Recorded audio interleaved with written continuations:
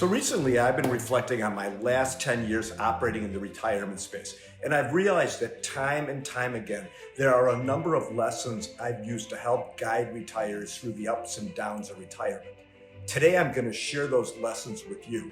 As the owner of a financial planning firm, my team and I have helped retirees in simple to stressful situations. We've helped them identify the path to retirement that works best for them. In today's video, I'm going to give you 10 years of retirement knowledge in about 15 minutes.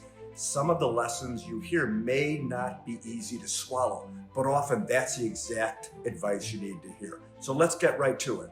The first lesson is you probably plan to retire sooner than you think. I want you to work as long as you want to, but the data consistently shows that many people retire earlier than they expect to. Here's why this matters.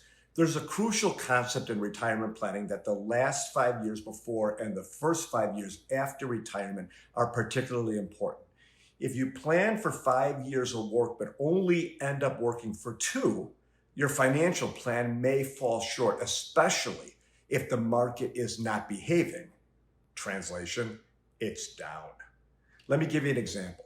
A client of mine lost her job unexpectedly in early 2022.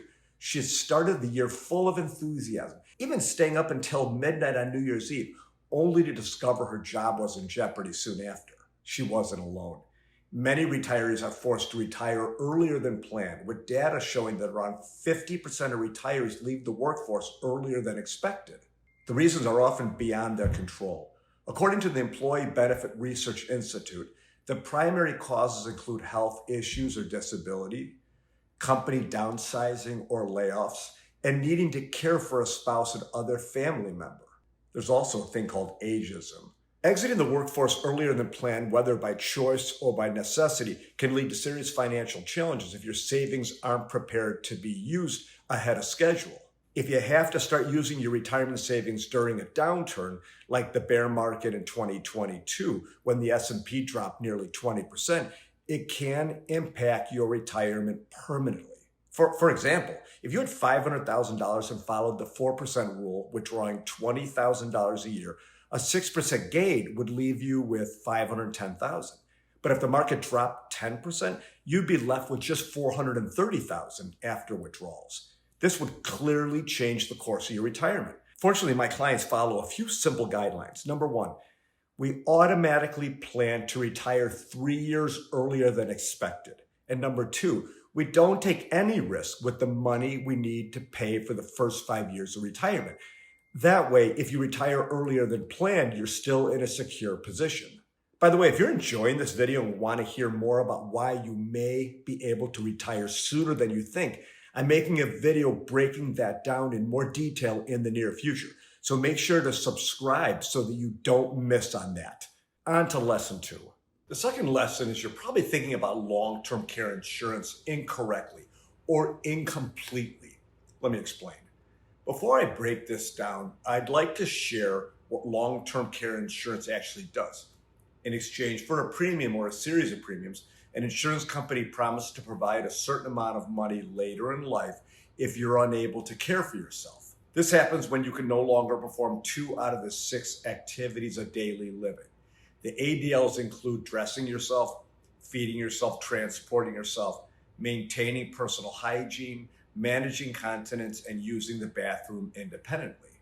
It also covers cognitive impairments like dementia or Alzheimer's. Unfortunately, I have experience with this. My father-in-law, may he rest in peace, had Parkinson's and used his insurance. My father, who has dementia, is in a memory care unit, and his insurance has been a lifesaver. I've also purchased long-term care insurance for my wife and myself.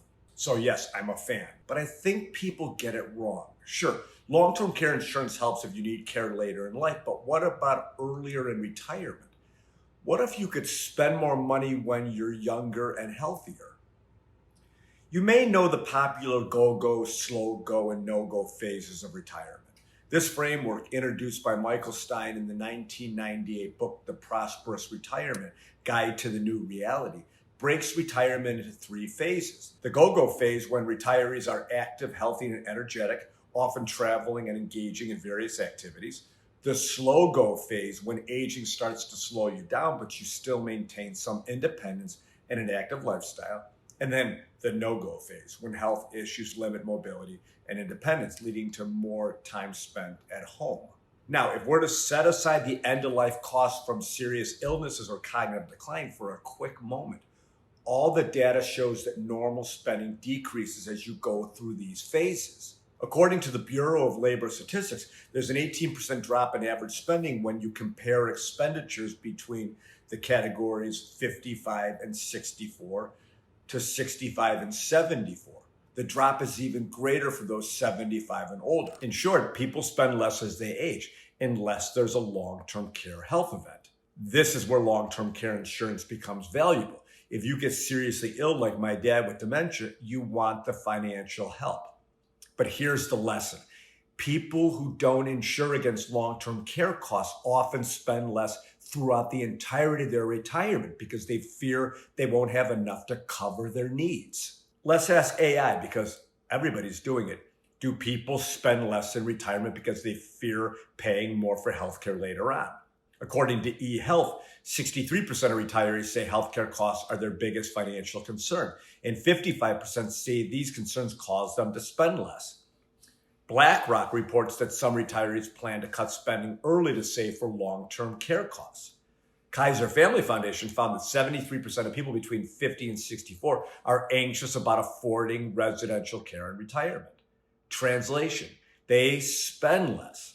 The key lesson here is that if you insure against long-term care costs, you can spend more freely during the healthier portion of your retirement, leading to a happier, more fulfilling retirement rather than one filled with financial worry and regret.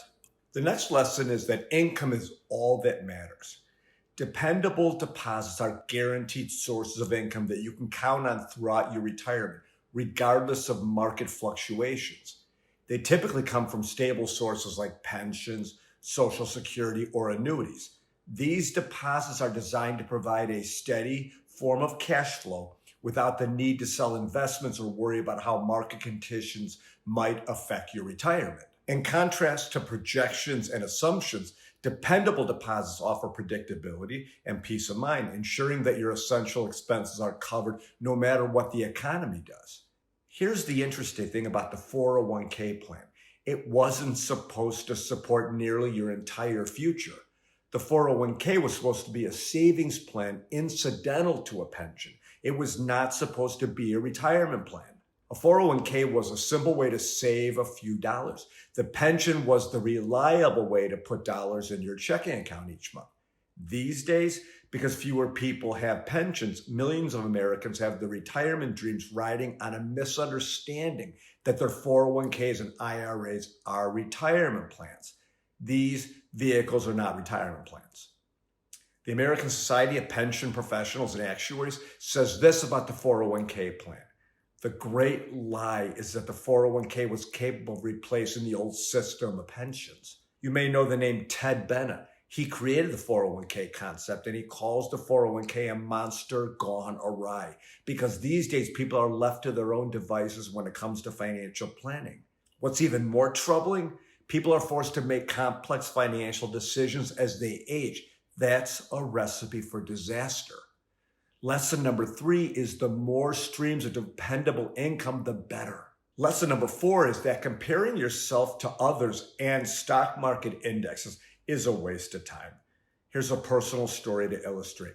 Several years ago, I decided to learn the keyboard because I love music and singing, though my voice is far from smooth. My son Danny, then 16, also gave it a try, choosing a far more complex song. While I was slowly hunting for the right notes, Danny quickly mastered the first verses of his difficult piece. Meanwhile, I was still stuck on B flat. I'll admit, it was disheartening to watch him progress so much faster. But over time, I've learned that comparing yourself to others, whether in music or running or investing, only leads to frustration. I love this quote. Comparison in the financial arena is the main reason investors have trouble patiently sitting on their hands, letting whatever process they're comfortable with work for them. They get waylaid by some comparison along the way and lose their focus. If you tell investors that they made 12% on their account, they're very pleased. If you subsequently inform that everyone else made 14%, you've made them upset. I want you to run your own race, as it were, and focus on your goals, not others. Develop a retirement plan with a reasonable rate of return that aligns with your risk tolerance and market conditions. You don't need to be fully invested in equities or stocks all the time. The key is managing the maximum drawdown, or how much your money drops when the market dips, along with securing the initial years of retirement. A thought I shared earlier in this video. I hope you know it's the down years that matter, not the up ones. Chasing returns or comparing to indexes often leads to unnecessary risk. Instead, concentrate on a plan that meets your goals with a reasonable return and stick to it. The final lesson is that if you don't visualize what you're striving for in retirement, you're probably not going to take action to achieve it. This, my friends, is the key to a happy retirement. Let me start by defining the word securement, which is the name of my planning process. Securement is financial security in retirement. It is not extraordinary riches, but it's the immense wealth that comes from being happy. One of the non-negotiable steps to reaching this place is that you must be able to visualize in extraordinary detail what your future self looks like. The future could be 5 years out, or 10 or 20 years from now. What should this period look like? By the way, my personal vision of securement for my life is irrelevant. Plus, I'm kind of boring. But for you, if we say securement is peace of mind and leave it at that, well, that's not good enough. Peace of mind is vague, which is why your vision of this feeling must be developed. I want you to get down to the absolute nitty-gritty, the details of what you want your future to be. If the goal is to drive a Winnebago across the country, I want you to visualize the license plate. I want you to imagine what the upholstery feels like. Hopefully it's a nice leather. Visualize who you're with, where you're going, and how often you're going to hit the open road. If you want the best results, write it all down. Does that drive this point home? Anyway, here's a quick example from my personal detailed securement vision. I'd like to attend more Cubs games in retirement because I'm a glutton for punishment. And when I do, Jill and I are going to stay in the city the night before. Maybe we'll stay somewhere on Michigan Avenue or the Gold Coast, or maybe in that fancy new Cubs hotel right by Wrigley Field. See, I am terrified of the process of actually getting to the game, going from the northern suburbs of Chicago to Wrigley Field. This almost guarantees that I won't go. My point here is that I've taken my thinking to the next level, and consequently, that extra detail of what I'm striving for helps motivate me to plan appropriately. Which reminds me, I have to ask Jill to share her current vision with me. Clearly, if we're to be happy, we need to know what each other wants. Now that you've heard the 5 most important lessons from 10 years of operating in this space, I hope you can start to improve your own retirement situation.